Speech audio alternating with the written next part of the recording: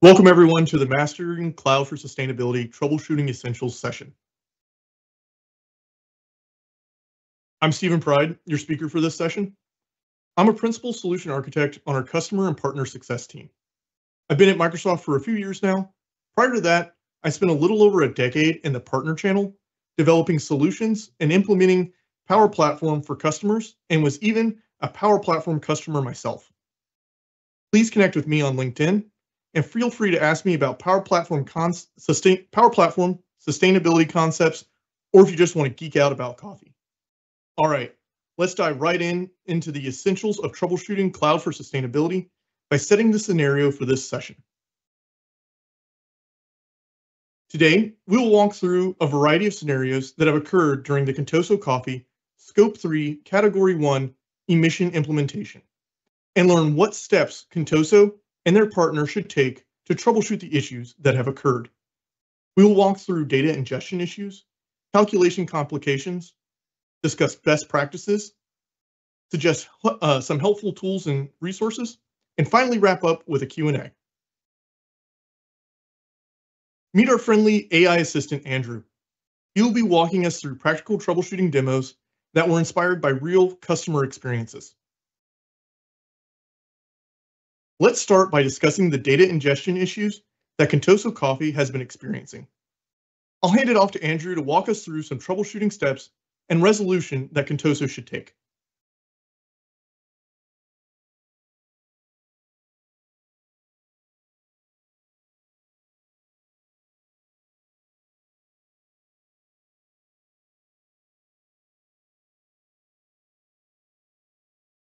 Bear with me for one moment. Let me share my audio.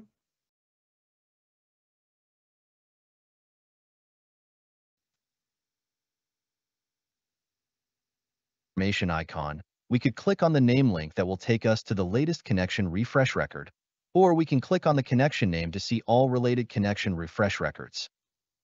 We will select the latest connection refresh record. The connection refresh record provides details about the refresh attempt, including any error messages and the error report. We can see here that some records contained an unknown value in the spin type column. Let's open the error report to investigate further. The error report confirms that all failures are because of an invalid value used in the spin type column. The error report also contains the data for the rows that failed. Scrolling to the right, we will find the spin type column. In this scenario, we see that all of the failed rows have the same spin type value of coffee beans. Reviewing the error message column again, we see an error code reported, MSM010008. Details for this error code can be found on the Resolve Data Import Error Messages page in the Cloud for Sustainability documentation. To resolve this error, we will need to navigate back to MSM and add coffee beans to the spin type reference data. Select Reference Data from the navigation panel. Scroll down to Spin Type and select View. Select New on the command bar to create a new spin type record. We will enter coffee beans as the name and select one purchased goods and services as the emission source. Next, we will click Save and Close to save the new coffee beans spin type record. Let's attempt to import the 2023 Brazilian coffee purchase data again.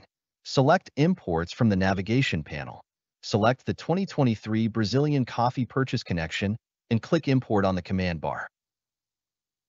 After a few minutes, we will see that the data is successfully imported. Utilizing the connection refresh record, found by hovering over the information icon or selecting the connection name on a data import row, can be an important tool in identifying data import issues.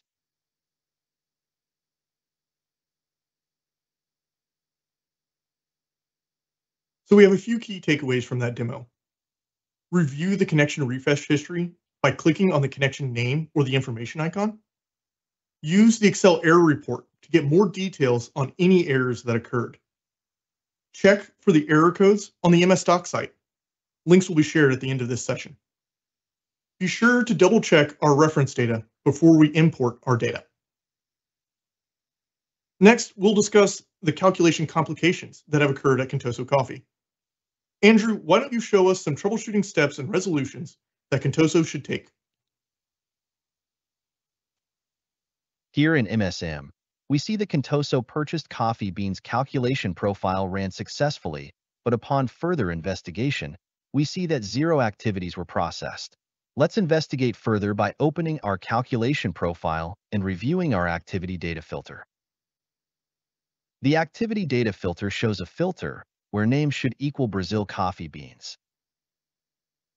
Let's replicate this filter on the Carbon Activities, Purchased Goods and Services activity data page.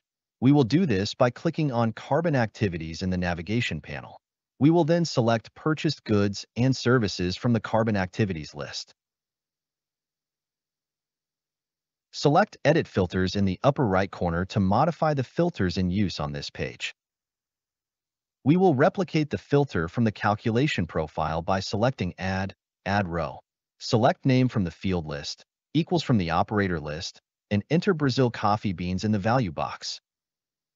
By clicking Apply, our name equals Brazil coffee beans filter will be applied to this page. Unfortunately, no data matched our filter. This is why our calculation profile did not process any records either. Let's change our filter to be more inclusive by changing the operator to contains instead of equals.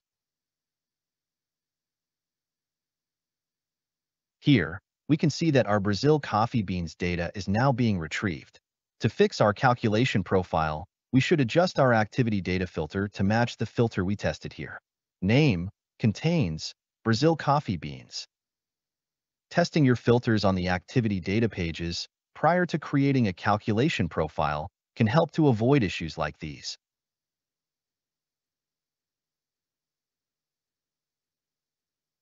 So here are a few key takeaways from what Andrew showed us. Use the processes and failed activities columns to make sure our calculations ran on the right number of records. Check our profile filters on the respective activity data pages.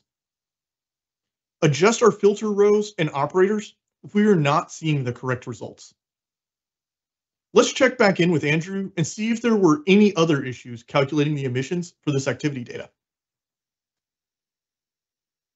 Here in MSM, we see the Contoso purchased coffee beans calculation profile completed with errors.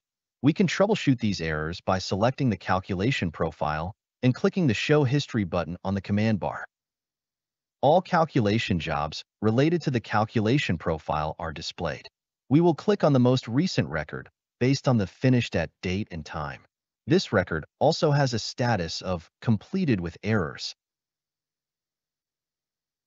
Hovering over the error message fields, we can see the spin-based calculation action node had an error related to a missing or incorrect factor mapping. Let's open the calculation, also known as the calculation model, and the source record in new tabs. Selecting the spin-based calculation action node, we can see the emission factor library being used, Contoso custom emission library, and the emission factor, spin type. Spin type is a factor mapping referencing the spin type field on the purchased goods and services activity data table. Switching to the source record, we can review the value set in the spin type field. We see here that the spin type is set to coffee beans. Let's look at the emission factors and factor mappings for the factor library used in our calculation model. Select Factor Libraries from the navigation panel. Contoso Custom Emission Library is the factor mapping used in our calculation model. While reviewing our emission factors, we see a Brazilian Arabica coffee bean emission factor that should be mapped to our coffee bean spin type. It appears factor mappings have not been created for this factor library. We will click New Factor Mapping to configure a mapping from the coffee beans spin type to the Brazilian Arabica coffee beans emission factor. Please note, the first name field is free text and will not impact the functionality of the factor mapping. We now have a factor mapping configured for the calculation model to use. It is a best practice to review your factor mappings before you run your calculations to ensure you have factor mappings in place for the respective reference data. After returning to the calculations profile page, We will select our calculation profile and click the Run Calculations button on the command bar. We can then wait until the calculation finishes or click on the Show History button to monitor the calculation job directly. This scenario focused on a factor mapping issue, however, other calculation issues may occur. The steps outlined here are a starting point for troubleshooting your calculation issues. Utilizing the Show History button, the error message, calculation, and source fields will enable you to identify the root cause of your error. We can see our calculation has now completed successfully. Thanks for the demos, Andrew. So there are a few errors you may see in the error message column, such as missing or incorrect factor mapping. This could occur, like in our scenario, if you do not have a factor mapping for a piece of reference data used in your activity data and calculation model. Be sure to check your model for the factor mapping field used and your activity data to see what data is in that field. Check that your factor mappings are configured to use emission factors from the same factor library used in your calculation model. Add any missing factor mappings for reference data you may not have mappings for, similar to what Andrew showed us. If you create custom factor libraries, you may experience a GHG unit issue. This can occur if your emission factor is not using the weight mass units in the GHG unit fields. These are the CH4 unit, CO2 unit, etc. Check your emission factor unit values. If the units look correct, check the unit group being used to make sure they match the weight mass unit group. And finally, check that the base unit for the units and unit groups are set to the same value. You may experience a unit conversion mismatch error as well. This can occur when a reporting unit does not match the emission factor unit type. For example, the reporting unit is in kilograms, but the emission factor unit field is set to USD 2018. You'll want to check the unit group that your emission or estimation factor is using, and check the reporting unit group for your activity data, such as quantity unit or cost unit. Double check that the base unit matches in your units and unit group. Consider using an estimation factor in your calculation model to convert from one unit group to another. If you have taken our sustainability in a day training, you may remember the estimation factor from 100 miles driven to kilowatt hours. This served to convert the reporting unit from miles driven in an electric car to an estimated kilowatt hours consumed. This estimation factor avoided a unit conversion error during the calculation. So here are a few key takeaways. We should use the Show History button to see our calculation job history and investigate any issues. We should hover over the error message column to see more details about any errors that occurred. We should open the calculation model and source records in new tabs so we can dig in deeper. And be sure to check our factor mappings and units to ensure that they are configured prior to running our calculation. Let's discuss a few essential best practices from what we've learned so far. Reference data is a foundational element of the cloud for sustainability. It is important to spend some extra time checking you have all the reference data you need.